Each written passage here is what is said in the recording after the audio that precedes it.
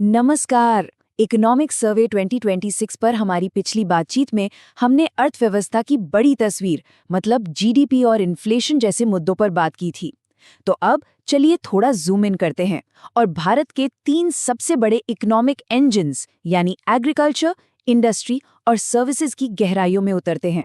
Screen पर ये जो पाई चार्ट है ना, ये एक बड़ी सिंपल सी कहानी कहता है कि भारत की पूरी अर्थव्यवस्था इन 3 बड़े खंभों पर टिकी है जो मिलकर जीवीए यानी ग्रॉस वैल्यू एडेड बनाते हैं।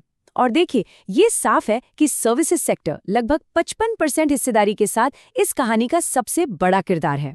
तो चलिए एक एक करके इन तीनों के प्रदर्शन को समझते हैं और शुरुआत करते हैं हमारी अर्थव्यवस्था की नींव यानी कृषि से।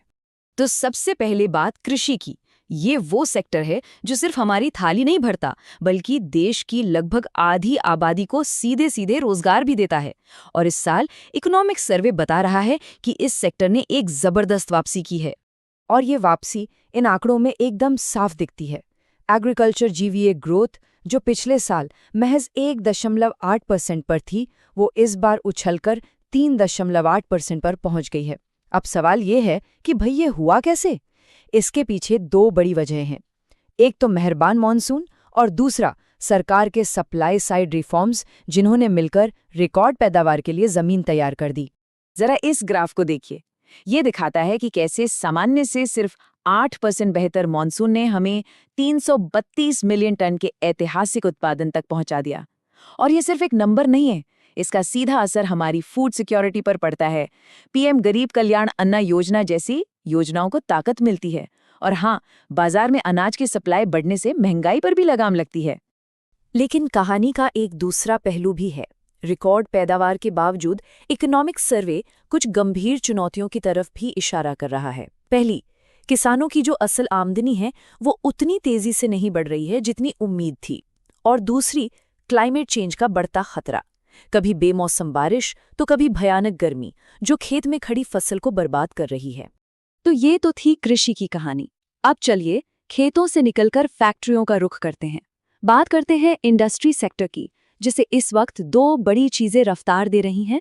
एक तो मेक इन इंडिया के तहत मैन्युफैक्चरिंग पर जोर और दूसरा इंफ्रास्ट्रक्चर पर हो रहा जबरदस्त काम।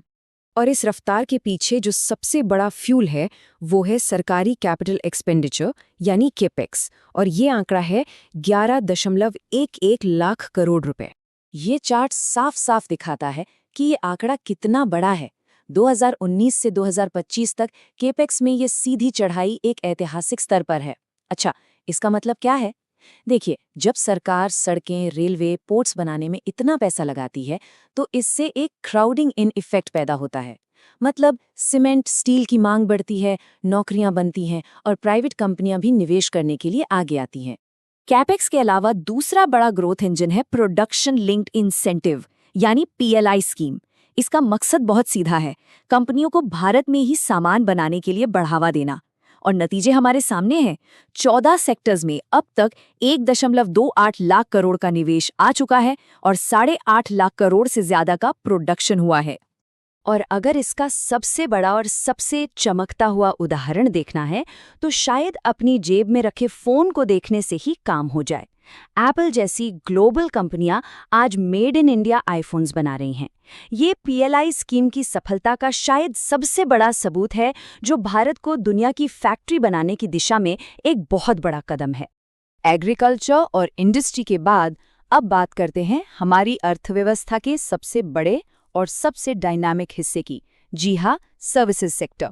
ये वो ताकत है जो भारत के जीवीए में 50% से भी ज्यादा का योगदान देती है। और इस साल इसकी 7.2% की शानदार ग्रोथ के पीछे 2 जबरदस्त कहानियां हैं। पहली, भारत का एक डिजिटल सुपर पावर के तौर पर उभरना और दूसरी, पैंडेमिक के बाद होटल्स, ट्रांसपोर्ट जैसी सेक्टर्स की दमदार वापसी।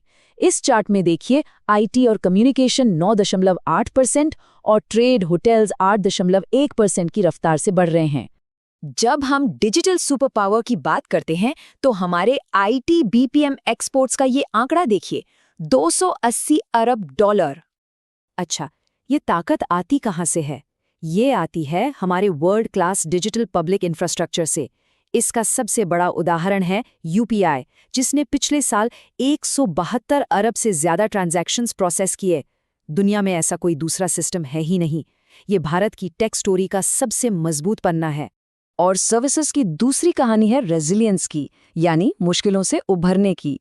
वो सेक्टर्स जो पैंडेमिक में सबसे ज्यादा पिटे थे, जैसे एयर ट्रैवल और होटल्स, उन्होंने सिर्फ वापसी ही नहीं की है, बल्कि प्री कोविड लेवल्स को भी काफी पीछे छोड़ दिया है। ये जो वी शेप रिकवरी यहाँ दिख रही है, ये भारतीय अर्थव्यवस्था के लचीलेपन का प्रतीक है। तो हमने एग्रीकल्चर, इंडस्ट्री और सर्विसेज तीनों की कहानी को समझ लिया, पर इन तीनों को मिलाकर जो बड़ी तस्वीर बनती है वो आखिर दिखती कैसी है? आगे का रास्ता कैसा है?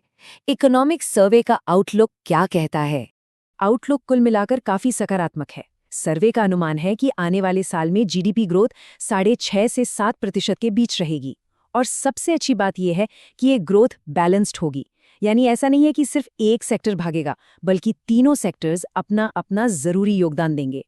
और इस ग्रोथ रेट के साथ भारत दुनिया की सबसे तेजी से बढ़ती बड़ी अर्थव्यवस्था का अपना तमगा बनाए रखेगा। हाँ, बेशक कुछ चुनौतियां हैं, जैसे ग्लोबल स्लोडाउन का डर और क्लाइमेट चेंज के खतरे, जिन पर नजर तो रखनी ही होगी। लेकिन फिलहाल, जैसा कि आप देख सकते हैं, ग्रोथ मीटर हरे निशान पर है। तो इस पूरे विश्लेषण का निचोड़ क्या है? देखिए, इकोनॉमिक सर्वे 2026 की कहानी साफ है। ये एक ऐसी अर्थव्यवस्था की कहानी है जो रेजिलिएंट है। कृषि से हमें खाद्य सुरक्षा मिल रही है, कैपेक्स और पीएलआई मिलकर इंडस्ट्री को रफ्तार दे रहे हैं, और डिजिटल इंडिया की ताकत पर सर्विसेज सेक्टर अपनी उड़ान भर रहा है। तो आखिर में एक बड़ा सवाल बचता है। सर्विसेज उड़ान भर रहे हैं, इंडस्ट्री रफ्तार पकड़ रही है और एग्रीकल्चर भी स्थिर है। तो क्या भारत का ग्रोथ इंजन इन तीनों सिलेंडरों पर एक साथ अपनी पूरी ताकत से चल सकता है? क्योंकि 2047 तक एक विकसित राष्ट्र बनने का सपना तभी पूरा होगा जब ये तीनों इंजन एक साथ एक ही लय में धड़केंगे।